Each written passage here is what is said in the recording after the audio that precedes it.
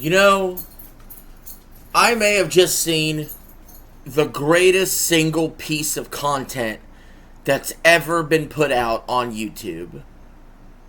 Now, I don't know what that actual piece of content is that is the greatest of all time before this, but I think this is the greatest piece of content that's ever come out on YouTube.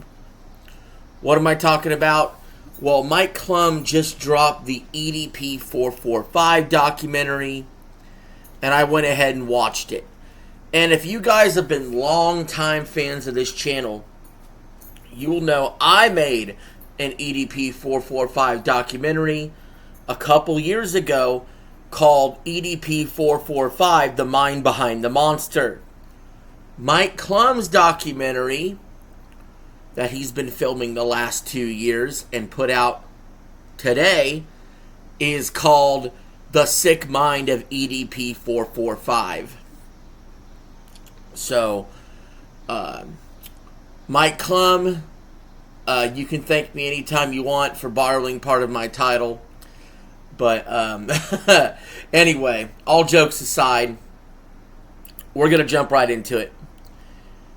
About 40,000 people watched this live at peak concurrence, which is insane.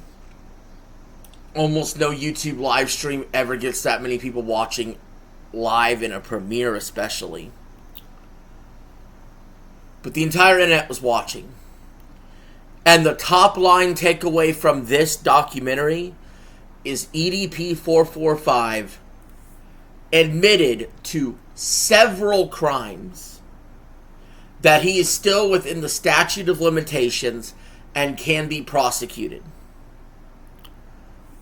What Mike Klum pulled off here was absolutely genius. Letting EDP talk himself into a corner. Explain everything. Admit to crimes. So many crimes we won't even have time to go over it, involving minors and death threats and so many he just guaranteed himself a one-way ticket to prison. Watch and see. And that is great news. But let's talk about the man of the hour first, and then I have a lot to say about other people as well surrounding the situation. Some people that I thought were on the good side of things that it turns out they're not so much on the good side of things.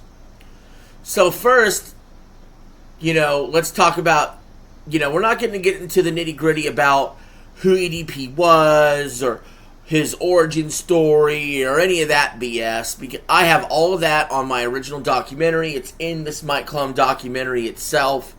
We're not going to go over any of that boring shit, all right? We're going to go over the shit that blew my mind. New info or info I didn't know. And I got to start with, when it comes to this doc, I got to start with, I'm just shocked that he admitted to all these crimes. I'm just stunned. I am stunned like crazy that this dude agreed to this documentary. I don't know what kind of money Mike Klum offered this guy to do this doc, but there is no amount of money that a rational person would take to admit to all these crimes. Does he really think he can get away scot-free? I mean, he's insane. I had no idea that... I knew EDP was bad. I knew EDP was a PDF. I did not realize that EDP was quite actually even more evil than I could have imagined. In this documentary, he goes very in detail about what he would do. You guys know him from the whole cupcake meme. They explain that story. And there's some criticism to be thrown around some other people, which we're going to get to in a second. But, EDP admitting on camera that he only had sex once in his entire life and it felt like a Brillo pad. I had no idea he was that celibate. That's crazy. You thought, well, maybe he turned his life around because he got a girlfriend. Well, they were together a year and she didn't have sex with him, and he broke up with her. Wild.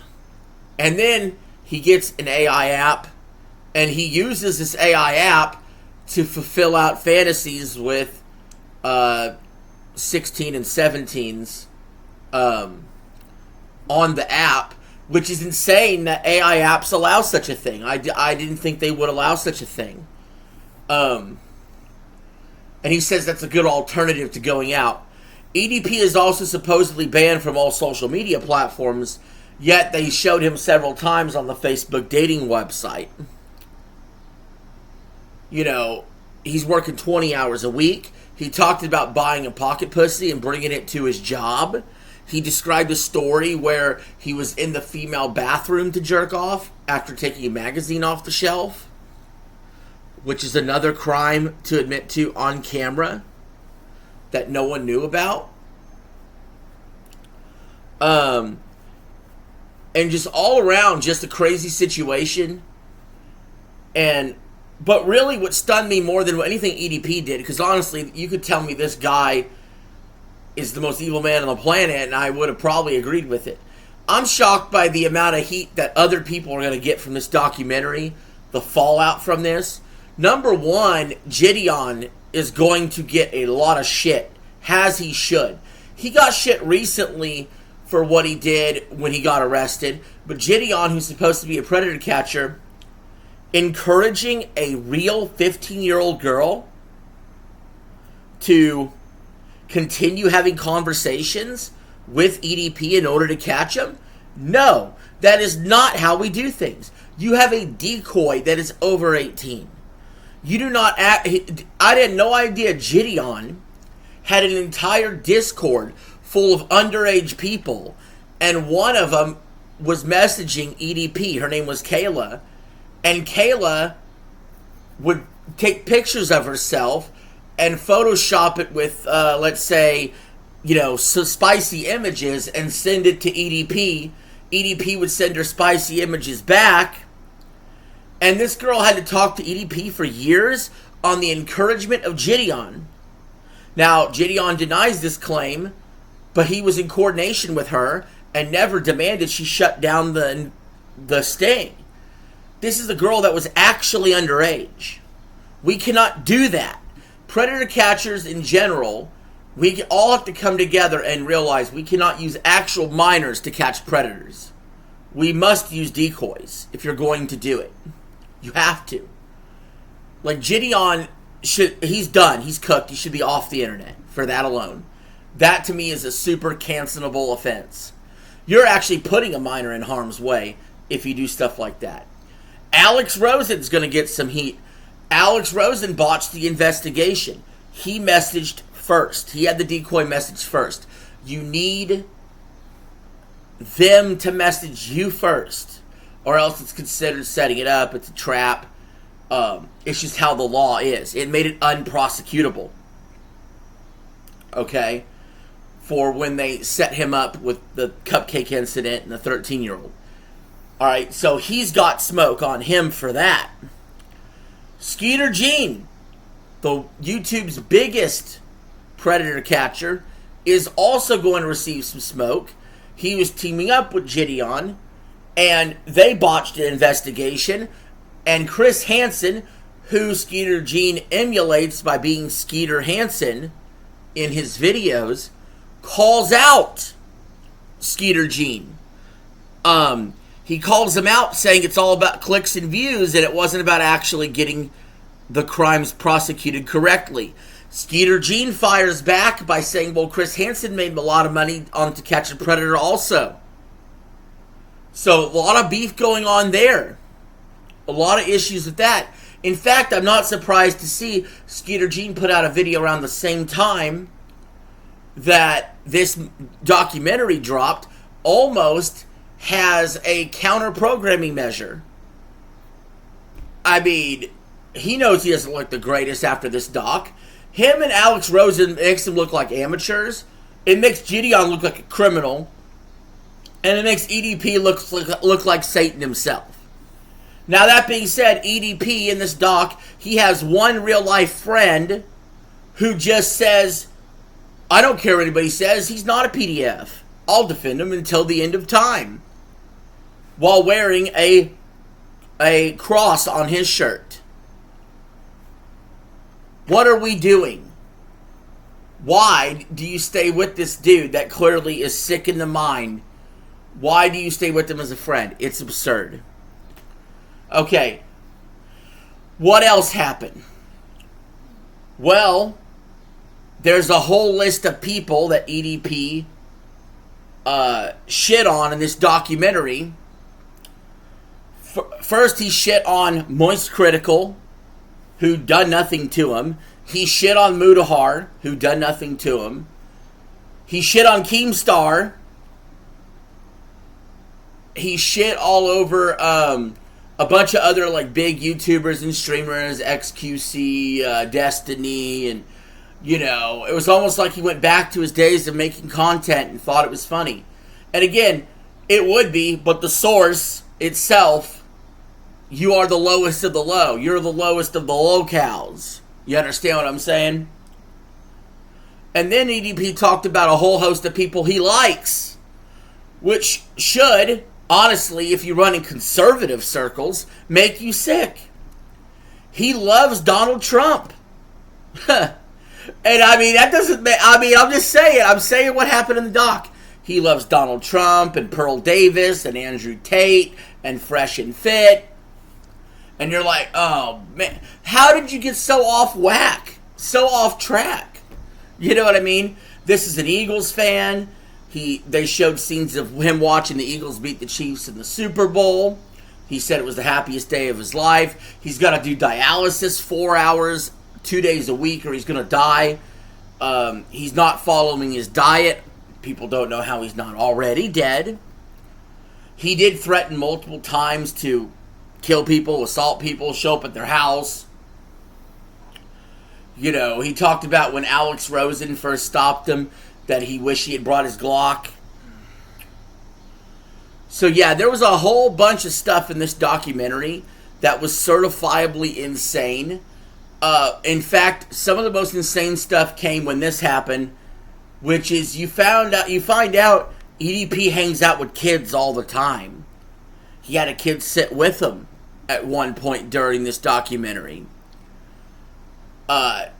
He talked about how he plays with kids and he blows on their bellies and he hugs them and holds them, and it's really disturbing. And there's several photographs of this happening with the kids' faces blurred out.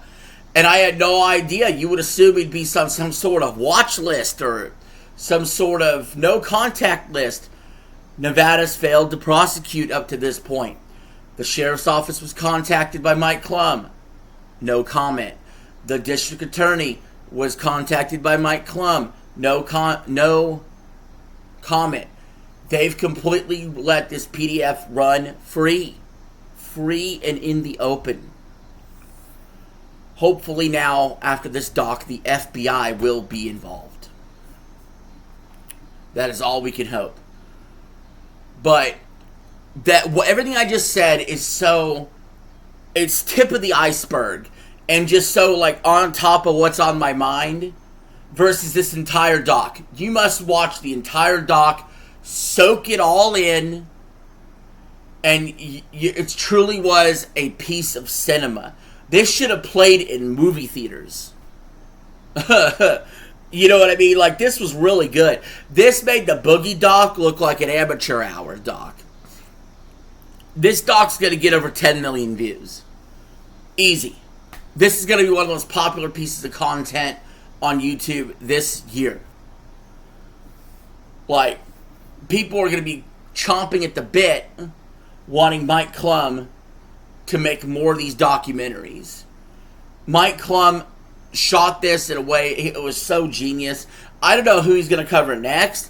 I don't know who would be dumb enough or stupid enough to allow themselves to be covered by Mike Klum in the future. He said all proceeds go to the RAIN organization that helps kids. So Mike Klum's not even making a dime off of this stuff. I don't know what he does for a living outside of this, but that's great. Like, that's awesome. He didn't have to do that, but he did. Hopefully YouTube takes no action against this video. My video or Mike Klum's video. And hopefully it stands up which is why it was so adamant to go see this as soon as you could. But yeah, anyway, it's insane. Like, there was so many cameo appearances here, and like it would just be people that would say one line, and that's it. So imagine you're Mike Klum, and you go to all over the country and find all these different YouTubers, some of them to say just a single line, and then they leave. They got Wings of Redemption to say something like, "Nothing makes EDP445 so special. He's just another PDF." I thought that line was kind of whack. I think EDP is like the best example of a PDF. Like the most well-known PDF. Getting Chris Hansen to come on, I did not expect. I'm super excited for the new like Chris Hansen movie that's coming out primetime by Robert Pattinson coming in September. That looks wild as hell. But I didn't expect Chris Hansen to talk to EDP, to tell him to take the seat. I had an out-of-body reaction to that. I couldn't believe the crossover moment of Chris Hansen grilling EDP.